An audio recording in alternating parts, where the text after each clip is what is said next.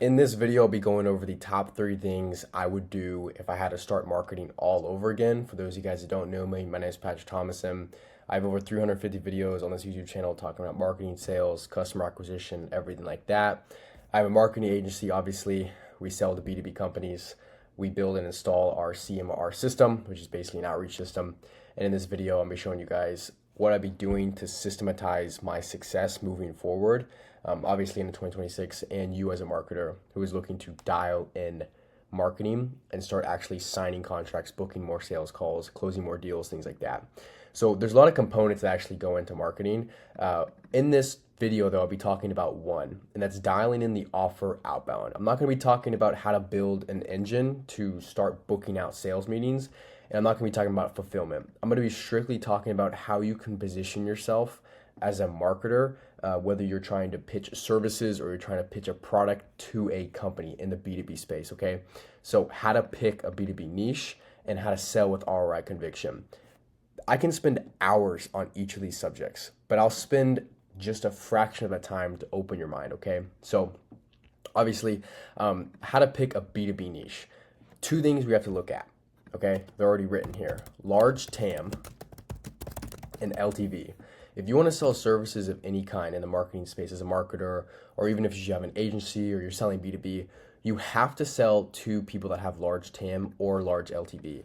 You can ask ChatGPT this prompt: give me a list of B2B niches that are untapped in terms of cold email, meaning they're not getting a high volume of send, and have huge LTV and a large TAM. And it gives me enterprise IT, cybersecurity, industrial manufacturing, software automation, logistics, supply chain management, especially SaaS, things like that, okay? Now, mind you, there's tons of these that are constantly being tapped into, and you have to stay relevant somehow.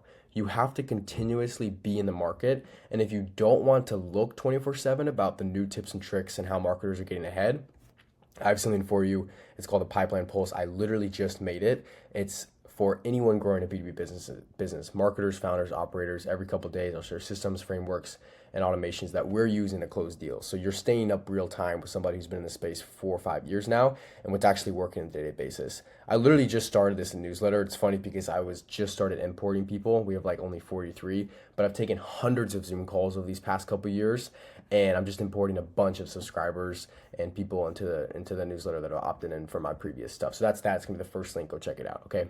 Now, back to what we were talking about earlier. Okay. Large TAM means this business, enterprise IT and cybersecurity, has a large total addressable market. In other words, you can outreach to thousands of these companies every single month and every single week, and you won't run out of these companies. You will inherently, continuously get in front of these businesses and you won't run out, okay? And LTV stands for lifetime value. So we're talking about the lifetime value of these niches, of these industries. So industrial manufacturing, software automation, their customers, as you can tell right here, it says why they're untapped. Many manufacturers still rely on trade shows, so word of mouth referrals basically, instead of getting new customers with email outreach. Okay, that's underused in their space. And their LTV is 50,000 to 250,000 per deal. And they're dealing with, again, large thousands to mid-large factories, supply chain companies, and automation integrators. These are who these people are. So the lifetime value per customer, they're dealing with these large deals. And I show B2B companies this on the phone. I say, look, I pull up a simple HubSpot ROI generator. And I say, okay, this is your industry. Let's just say you're in the information technology. You're here in North America, which is all of my customers, at least, our currencies in USD. I say, look, if we could bring you qualified marketing leads monthly, meaning we book you 3 qualified marketing leads a month, okay? Let's just say we just book you 3 qualified meetings. That's all we can do, okay? Sometimes this is all we can do. And I tell them, your close rate is, let's say, 20%. Your average deal size, let's lowball and say it's 45K. That's an additional $400,000 in business's revenue. And mind you, that's not as much as you think, because these companies are already transacting $5 million, $10 million. And it might seem scary at first, but if they're transacting $5 million a year in top line revenue, and obviously they're an established company, or maybe they're a smaller company doing $1 million or $2 million, this is like essentially the return on investment is substantial. Like you're bringing a substantial amount of value. And this offer outbound is irresistible because no matter what engine we use, whether it's LinkedIn, email, I can get into all this stuff, which I don't have to, okay? I have an entire system install on WAP. There's another link down below if you guys want my exact system installed to help install it in agencies and other marketers. And the point here is that you could spend an hour and a half looking at different niches, but at the end of the day, all you need to do is just start testing. Start testing the LTV, start testing the TAM. And if that's dialed in and they have a customer base that they can serve to where they can pay and charge 200 to 200K per year per customer or per deal per client, that's perfect because you only have to get them in front of 3 of these qualified leads a month. And even if they close 10% on the month, you're still giving them a large return on investment depending on what you're charging. I don't care if it's a build out fee, if you're charging a percentage, which will be a lot harder, I tell you that, or a retainer, which is very typical for a marketing agency. No matter what you're doing, if you dial this in and you sell with ROI, which is what I'm going to show you guys as well too, you can easily do this.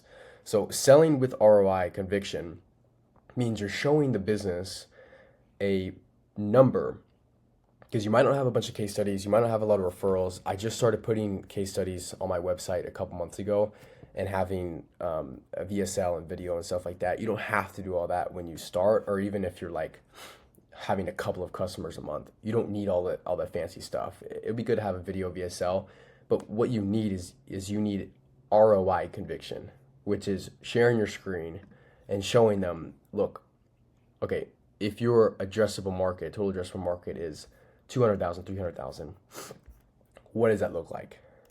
So how can we, you can even ask ChatGPT, you can say this, how do I sell to this business owner?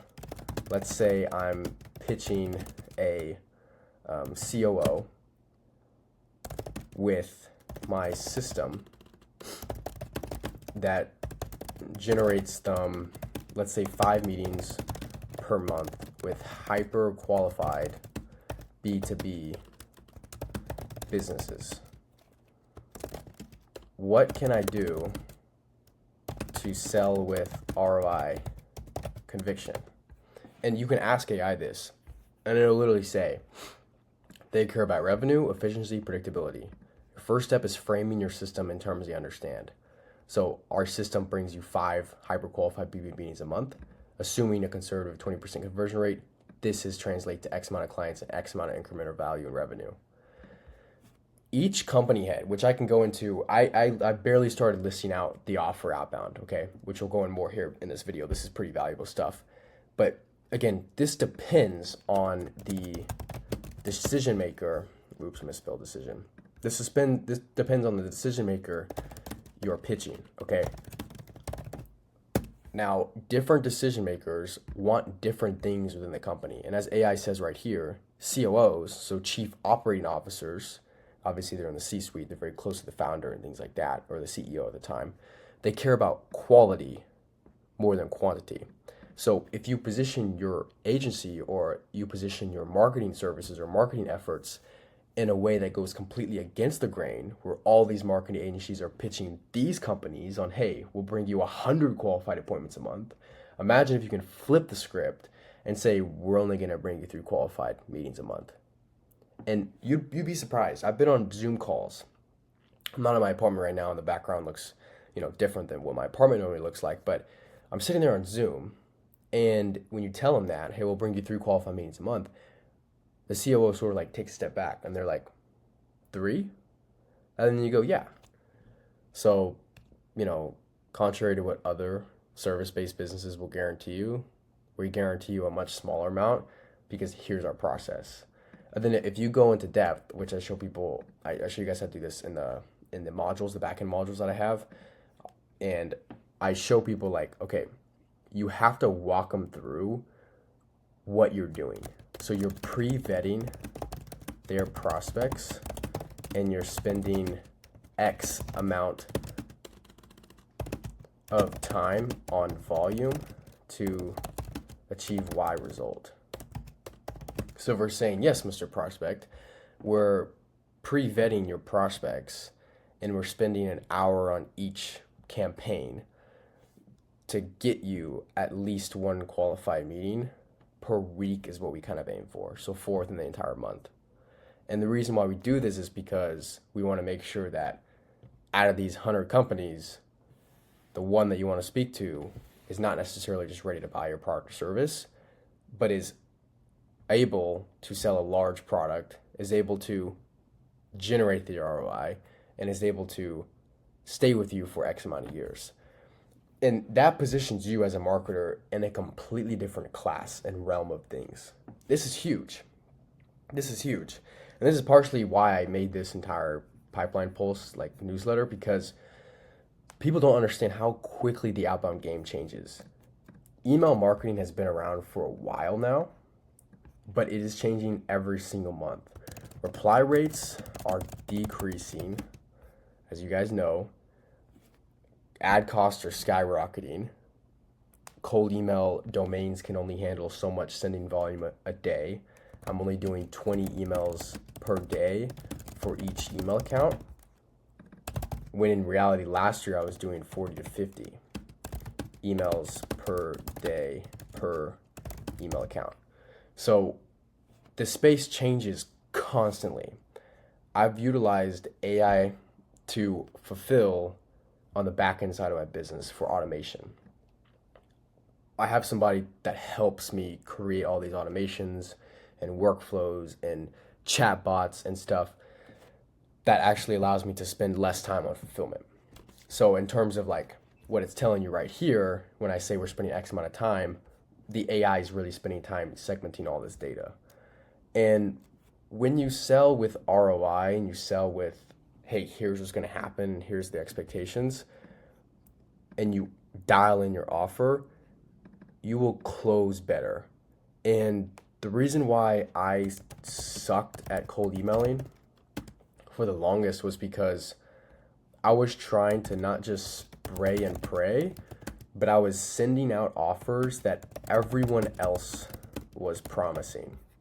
And it was like, it went along the lines of this. Whenever we would target a B2B software company, we would promise them this. And you probably heard this before, 30 demos in 30 days. Or we, whatever, work for free or whatever that is, right? So this was kind of what I was doing. And for some of my existing customers right now were signed from this offer, but it was extremely hard to sign these companies at this offer because it was almost everybody was trying to push out a better offer than the last marketer. If I landed in somebody's inbox with 30 demos, there'd be another Patrick that cold emailed the same software company the next day promising 50 demos in 30 days or they work for free. So you can't compete on commodity. You can't compete on a commoditized offer. Like the offer gets burned. Just the same way agencies have started to create a really bad rap in the marketing space. Like, oh, a marketing agency, oh, they all suck, which most of the time is true. Unfortunately, offers get burned. Lists get burned. Segments of the market get burned. And when that happens, you have to let the house catch on fire, okay? And then what I like to do is when it burns, guess what? It burns, and then it resets. And when it resets, that's when I like to go in. And a lot of these, like, give me a list of 50 B2B niches. I'm going to go on the line and show you guys this, okay? Tech and software, absolutely burned. Fintech, finance, payments, absolutely burned. Coaches, consultants, that space, absolutely burned. Here's the thing. When it gets burned, it resets. And what happens is it resets and you have to change your positioning and offering. If you just hit the marketplace like 6 months after it gets burned with a bunch of marketers that are promising 50 meetings in 50 days, what you have to do is you can't attack the marketplace again with the same offer, 50 meetings, 50 days. You have to change your positioning. So you have to come in as like something that like will train your team, or will build and release or will automate X part of the business, and this achieves Y result. So like you have to think about this type of stuff creatively.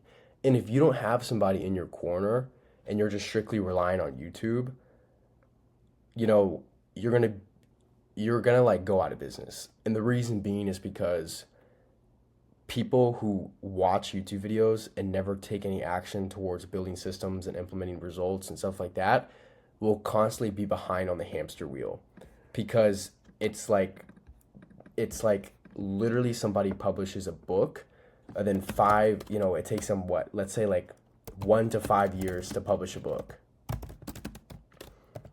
Okay, well, if someone wrote a book about marketing strategies that were happening in 2022, are they going to be very helpful here in 2026?